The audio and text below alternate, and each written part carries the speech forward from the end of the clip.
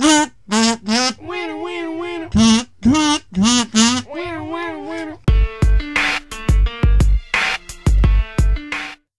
going on, guys?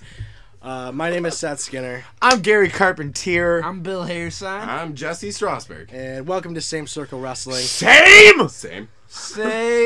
This is our third episode, and we are today going over the Royal Rumble pay-per-view for 2015. You bet. Fantastic show. Just fucking fantastic. I honestly thought this was the best Royal Rumble in years. I would say 6 years.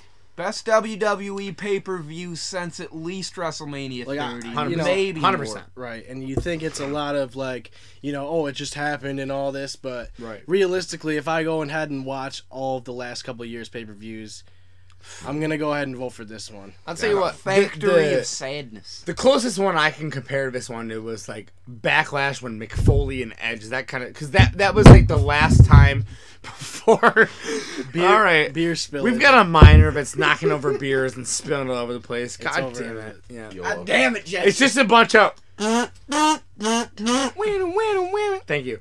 And it's just, you know what? But ever since that pay-per-view, that was the last time before the PG era hit. Right. Yeah. And it was just, it's one of those type of things. But other than that, I thought this was one of the best pay-per-views since, so. Yeah, but I honestly, like, it wasn't even only the Royal Rumble that was fantastic. It was also the Triple Threat title match that was absolutely phenomenal. I think we all Insane. gave that, 4 or 5 stars? 5 stars minimum. Easy. Yeah. Stuart Scott would have been proud. Yeah. No, there's no doubt about that.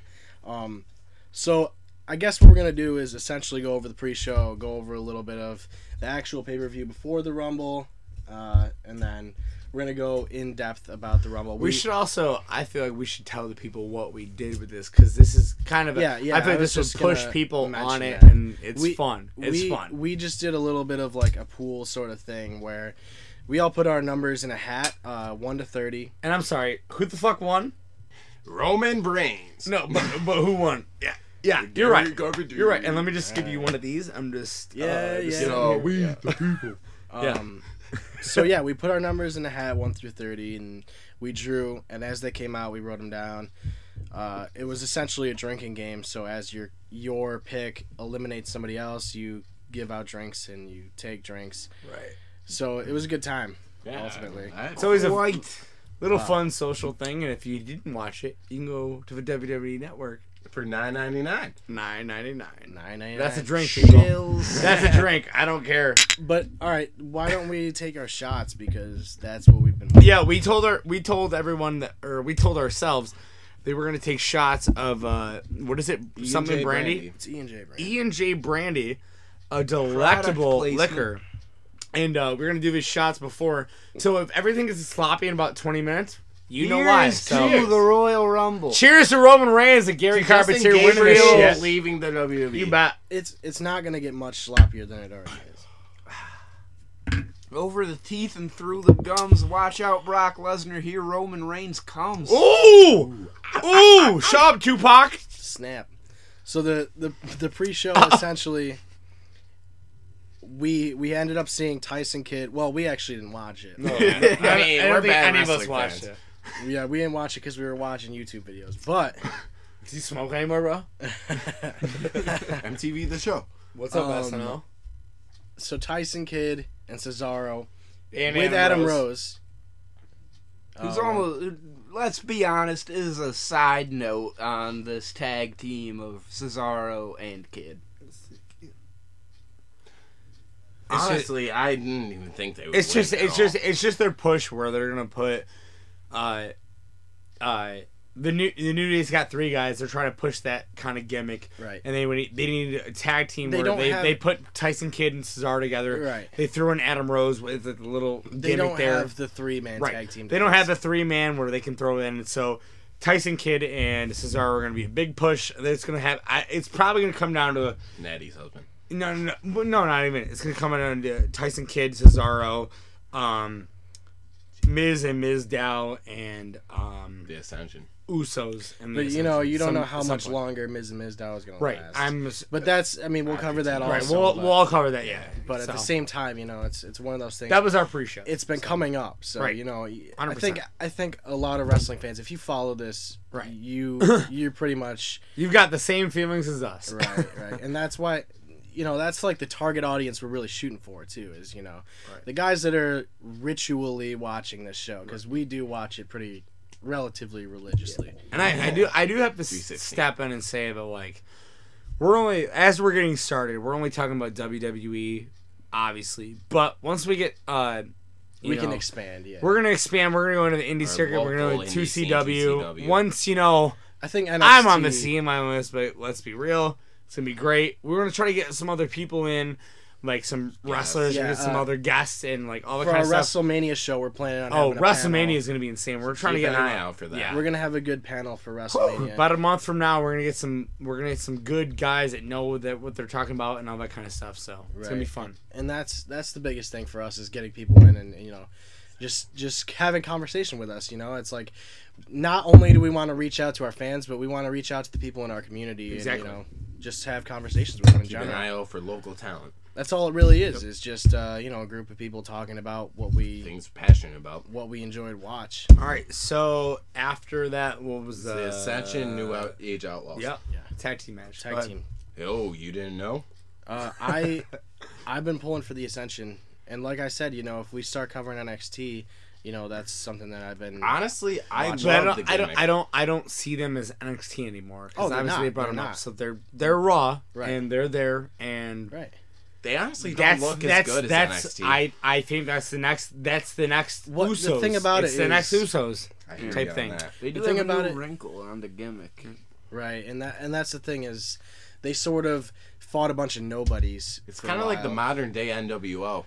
With the Illuminati gimmick, not so much. But well, draw parallels between the New World Order and the Illuminati, NWO drew in really so many. I know, people. But you never know with this upcoming talent.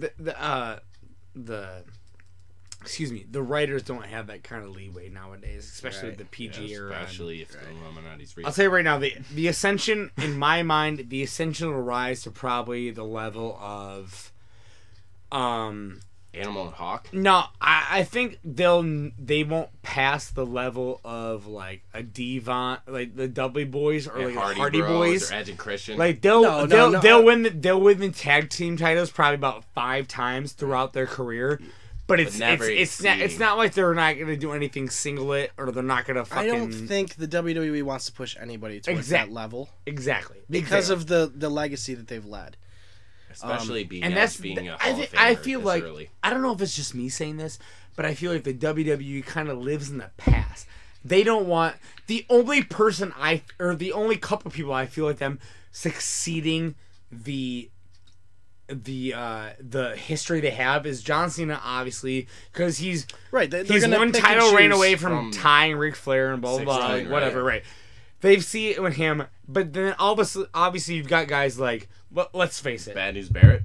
No, I think he's a good potential. Potentially, but you've got guys like Rollins, Reigns, Ambrose. Ambrose, in my mind, is not going to be any more than an Intercontinental Champion. Maybe a heavyweight champion every now. He might pull a Dolph Ziggler. But you've also got like a Ziggler title, guy. You've got the Swagger guy. mean? But like, I don't want to go too off on track. Yeah. But I'm just saying, those are the guys. But like saying, like I've always been saying that Roman Reigns and Seth Rollins are the 2 guys that are going to be, top tier as far as, maybe even this year you'll see them get a big push. 100%. Because I think 100%. Seth Rollins is kind of the heir to the heel throne, and Reigns is sort of the heir to the face throne. Right. I honestly see the whole reason the New Age Outlaws was even in this match was to push the Ascension through. So when the Usos get together, that's right. Absolutely, and that honestly would be a crazy match. If one thing I like about the Ascension is their doubles finishing move, right? Because you don't see that often. It's anymore. cool, yeah.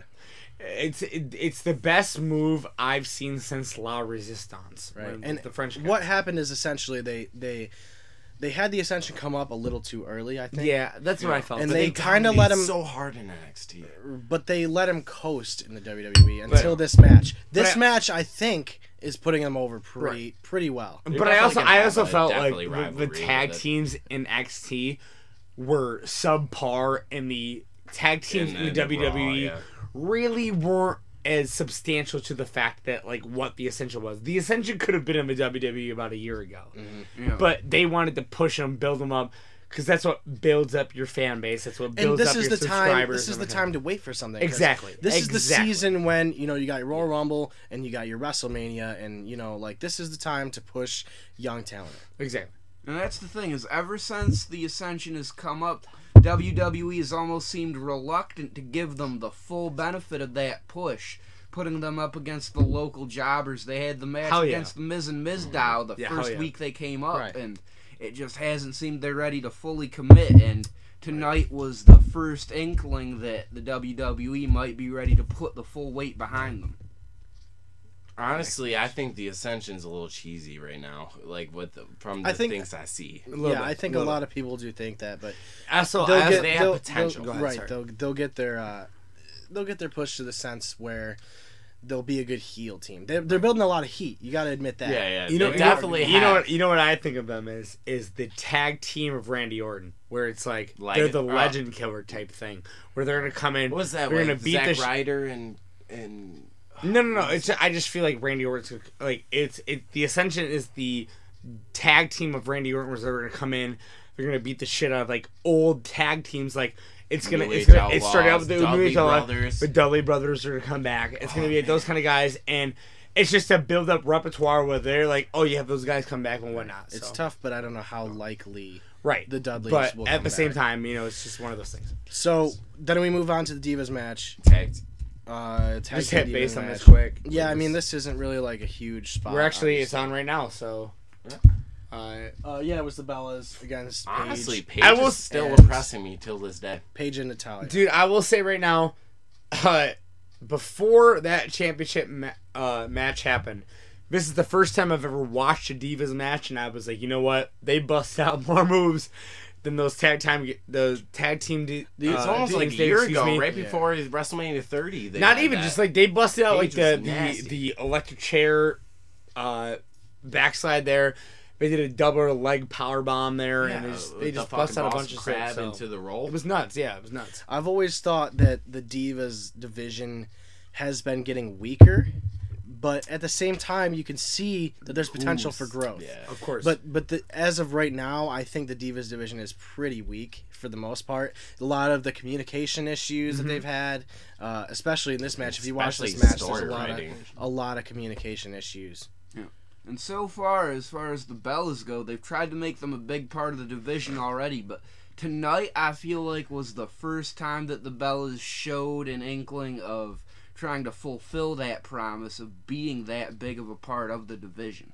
Mm-hmm. Right. Yeah, I can agree with that, definitely. Right.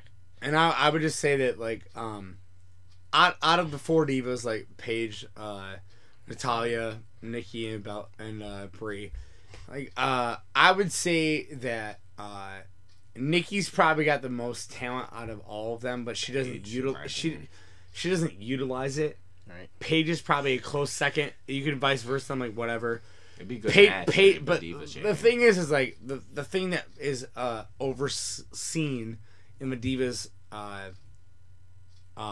group is that it's slower paced, and it's that kind of shit, and it's they've got the talent. It's just about selling it, trying to make it pertain to a storyline, trying to make them relevant. Right, exactly. And I think what the whole storyline right now, I think, is based on the Total Divas show. Mm-hmm. Because not only do you have Brie Bella and Daniel Bryan as a couple, right. But that's smart. You have John Cena and Nikki Bella, right? As a couple, Exactly. Who are two, and that's why Natalya and Paige are tag team partners right now, is because they got close in the off season, so to speak, with that kind of stuff. Cena and Nikki are these two like top in their class, and they're also clashing right now, which makes it happen. Right. Where Cena's got that kind of like extra edge. Like tonight, we saw that kind of shit. So it's different. All right. So we're gonna move on to the tag team champions. Yeah. Yeah, quick. We can do that quick. Yeah, we can run through that. That was essentially. I mean, I called this. We all called this. I think the Usos winning over Miz and Mizdow. Yep. But we really, the only reason we were really curious about this match was because of a turn possibly with Mizdow and Miz. Hopefully Mizdow we almost saw breaks off from Miz, which obviously that's imminent. They're gonna keep it for a little while, I think. I think it ends at Fastlane, but yeah, I do too. Going. That is possible, yeah. But it's the thing about it is you've seen these matches so many times that it's hard for you to be shocked at any kind of spot that's in the match because it's been repeated so many times. Right. You know what I mean? Yeah. You see it almost every week on Raw. Miz and Mizdow, and you see the Usos every week. I mean, I pretty much thought for the fact that the Usos were gonna win. I like what they did. How they obviously I think a big part of it was they were in Philly. Philly's crowd's a big fanatic on playing off of the superstars and whatnot, and this is one of those things that it was just you're gonna play up the Mizdow. I think WWE writers did a really good job of it. Finally got him a push. But you know what? They're smart. The Usos are a good, talented group of guys. Yeah, there's no doubt about that. Right. That's why they're always in these big matches. And you know what? That's why they're going to be in this for a while. And it's just, you know what? Miz and Mizdow are going to turn on each other sooner than later. And you saw foreshadows of this in the Rumble. That in the Rumble. We'll get to that. We'll get to that, yeah. And for as clear as it was that the Usos were going to win this match, I thought it was pretty well executed, although I was disappointed in that the whole tag finish with the splash, it was basically the same finish of every Usos match in the past month or two, and that was really my only problem with the finish of this match. Really. Right. Honestly, I'm excited to see Damien Mizdow pull his own solo career after all this whole gimmick bullshit that he's actually proved himself to be a decent wrestler. I think we all are incredibly over. Most of the WWE, quote-unquote WWE universe is excited for that. Mm-hmm. Because, Mizdow's been... He paid his dues. And like we were saying, Miz is putting Mizdow over in that sense, and he knows he is. Mm-hmm. And doing a good job of it too. Yeah, he's doing a very good job of it, and I respect Miz a lot for that. Because you know what, the WWE universe is smart enough to know that when they recognize talent. Right. Exactly. And you know what, Mizdow, has enough talent where he can be that kind of U.S. intercontinental, talent to do that kind of stuff. He's a mediocre guy, but at the same time, you take a guy like Miz where they already had enough trust in him to push him as a WWE champion to where you throw him down to that kind of level and whatever. It's only going to push him more. Yeah, exactly. Right. Exactly. And the more, it's almost... You want to cut it off at a certain point, but the longer he's with the Miz, the more he's going to be over. Right. Yeah. So what we'll do is we'll move on to the triple threat match. Oh my God! So clear your watches for about the next 15 minutes. Right. Yeah. Honestly, if you have the WWE Network, watch it because we'll just go like this. It was great. It was absolutely phenomenal. Yeah. Knock it off, Seth. A lot of fantastic spots, and I think Seth Rollins is underrated still. So is Brock Lesnar. But after watching this match, I hate Seth Rollins. God. But he's so good. He's so good. He's so good. Honestly, I like Seth Rollins, and I was always the person to push him for a solo career, but other than this match, I have not been impressed, but today he fucking put money in my mouth. He's the man to overtake Randy Orton, in my opinion. And as much as Seth Rollins and Brock Lesnar were impressive, I felt that John Cena actually showed up more than the crowd gave him credit for because Philadelphia is a very smart-heavy crowd, and John Cena still pulled his own weight in that match. I also feel like the same thing. If you think about it, Philly's about the same size as Minnesota. They love good wrestling. They respect it. That's what ACW is based off of. Yeah. And the fact that, let's be real, none of us four were sitting in this fucking room watching that match and saw Cena, man. Right. You expect Cena to come out of those spots, and all of a sudden Lesnar comes out, German suplex him, and then you see Rollins go off on a tear, and you're like, what is going on? Especially when all four of us through the table. That's what I'm saying. All four of us were in absolute just shock. I think that was a good way to get Lesnar back in the match, is to get him out of the match until he as odd needs as that to matter. Sounds right. So essentially, what happened was Lesnar was on the Spanish announce table, and Rollins climbs to the top turnbuckle, elbow drops him through it, and Lesnar basically works us to say, he's actually when he went to the top stretcher rope, comes out, all the amenities, but Lesnar comes back at the last minute and does. It was a great match either way. It had you on the edge of your feet. Right. For the Honestly, I heard match. the whole spoilers of Allentown, Pennsylvania getting Cena being the person coming out, and I was really disappointed in that, obviously. But I mean, I'm so glad that it didn't happen, because that's something nobody expected. This is why we do this podcast. This is why we're fans of this shit. Is because they always keep you on your feet. They throw that when you think you know what's coming, especially when it's imminent. They change it change it. All right, we're trying to open a bottle of brandy. I've already opened it for 15 minutes. I gave it to Bill. It was 5 minutes later. Now he's giving it to Seth. It's actually not opening. We've been passing this around in a circle for a good 3 minutes. It's not opening. I don't know what's happening. I just want to do a shot. I just wanted to acknowledge it because it's actually happening. Okay, this bottle of brandy is going over. So why Seth tries to open this?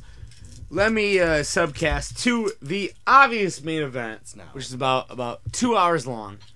But so let me break it down for you. Is we drew numbers out of a hat, put it 1 through 30, and we all drew numbers to pick who our picks were. I drew it and I put our initials next to it, whatnot, and as they came out, I wrote it down. And let me just go 1 through 30 real quick if you didn't watch it, if you want to know. 1 through 30, starting from number 1, was The Miz. R-Truth started out, was pretty funny. Nice job. That was interesting. It was very nice. I liked it. It was a little strange. Then they brought out, they're obviously in Philly, ECW crowd, Bubba Ray Dudley. Oh man, my heart dropped. Right, of course. Then they had Luke Harper, Bray Wyatt, which we will all touch on these when we come back through. Bray Wyatt number 5. Axel. They had Axel, but he wasn't really in it. Axel, but with Rowan. But we'll come back to that. Then they had the Boogeyman. They had Sin Cara, Zack Ryder, Daniel Bryan, Fandango. Kid is your number 12. Kane is Stardust is 13. DDP was your number 14. DDP Yoga. Namaste over here. Number 15 was Rusev. Number 16 was Goldust. Number 17 was Kofi, excuse me. Number 18 was Adam Rose. Number 19 was my boy Roman Reigns. And the winner. Number 20 was Big E. We have number 21 was Mizdow. All pray to Mizdow. Number 22 was Jack Swagger. We the people. We also have number 23 Ryback. Number 24 Kane. Number 25 Dean Ambrose. Number 26 Titus O'Neil. Hurrah, hurrah, hurrah. We've got number 27 Bad News Barrett. Number 28 Cesaro. 29 was Big Show, and number 30 was Dolph Ziggler, which I was surprised about. But I'm also not surprised at the fact Seth is trying to pop up his battle of Brandy with a knife. Stabbing he is stabbing it. He is mutilating it like it was a bottle of fucking Devil Springs, and he hasn't drank in 6 years. This will not come off. So but anyways, I'll start it off quick. I will say that when you got through the number 1 to Bully Ray, really. When you got to number 1, yeah, let's break it down with that. Number 1 through 3, obviously Miz and R-Truth started off. The biggest surprise was number 3, Bubba Ray Dudley coming back out, obviously in Philly, ECW Pro crowd. He eliminated them both eventually, but nice to see him, nice to see those crowds. 1 through 20 though, there was only 2 people left, or 1 through 15, excuse me. It was Bray Wyatt and Rusev were the only 2 in the ring at one point. For that drinking game. Right. We also did the point where we had drawn out the numbers, and I will give you the snippet of it is Bill had Bray Wyatt, Jesse had Rusev, I had Roman Reigns. I didn't have shit. And Seth had got a bunch of fucking nobodies. So had last people too. I had number 30. Seth had Ziggler at number 30. Which actually, you know what? We were as fans, we were all excited. You know, number 30 comes in, and he got eliminated real fast. But I would say that overall, the way they did it, I really respected it. You know, Bray kind of went on a tear. Then they had Daniel Bryan came in. He did his thing. Got quick. They had Rusev. But he did. But Rusev, obviously, I love the way they pushed him. He hasn't gotten pinned. He hasn't gotten submitted, like whatever, blah, blah. Yeah. And he came in. He did that kind of tyrant type stuff. Excuse me. 4 picks later, Roman Reigns comes in, beats up on Rusev, beats up on Bray, blah, blah, blah. You know, it was nice that they pushed the guys that they want to be pushed to make an impact, and that was a big part of it. It was nice to me to see Bray Wyatt getting such a big push, and I can't remember exactly what year it was, but there was one year the Royal Rumble where CM Punk would eliminate people almost as soon as they came in and hop on the mic in between eliminations, and Bray Wyatt's run reminded me a lot of that, and it makes me think that there are indeed big things coming along in the pipeline for him. The big thing I was curious about is the whole boogeyman fucking Bray Wyatt thing. Dude, you know, like I thought they might have pushed it to WrestleMania for the scary versus scary. It needs to be a thing. It needs to be a thing. At the same time, I didn't expect Bray Wyatt to make it that far, but honestly, I'm not shocked. And Boogeyman is that cameo thing. He wasn't gonna last long. Well, yeah, he's like the JBL of last year. You know, he has to be pushing 50 years old at this point. Right, he's an old. Yeah, I mean, he was. I gotta say, can I just say this? Is anyone else surprised that RVD didn't fucking show up? Yeah, I was definitely. I'm a little. Dude, I mean, you're in Philly. Surprised. I know he showed up in 09. All right, what I'm gonna. First of all, I want to honestly, I want to just say there are a couple people that I was surprised that were not in it. Right. Number 1 would be Randy Orton. Really? Oh yeah. No, because you know what? Orton's been hurt, but he's been cleared though. He's cleared to wrestle. Right, but the thing is, I think they're saving him for Fastlane or like feed him in at Fastlane and then just a random tie Seth him Rollins into encounter, WrestleMania. You know what I mean? Type of Maybe thing. they're saving it for when Seth Rollins cashes in the Money in the Bank. But also, I thought Adrian Neville was going to be getting pulled up to the WWE. But I don't main roster. He's done his time as NXT champion. But I also think the storyline in the NXT with Sami Championship. Zayn. Exactly. You're telling me right now. Who else is gonna I will tell you right now. I will tell you right now, and this is only my perspective. I know it's only opinionated, but my best championship, obviously, Lesnar, Cena, Rollins, great thing. But my next one right up there is Sami Zayn and Adrian Neville. It is so good. Technically, exactly.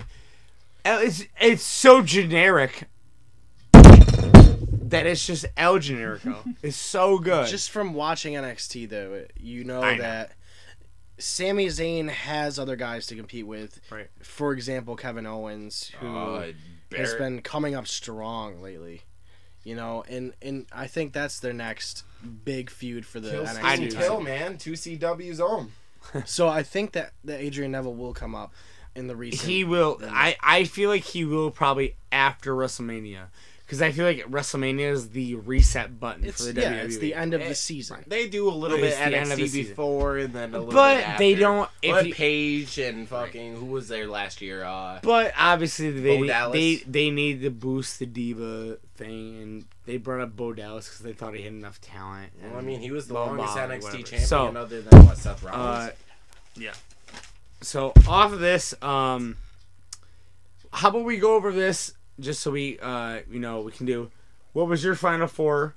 We'll go around the room. We'll talk about it real quick. What was your Final Four coming into this? My Final Four initially, I believe I said Roman Reigns, Rusev, Dolph Ziggler, and I couldn't really make out that last pick. Daniel Bryan.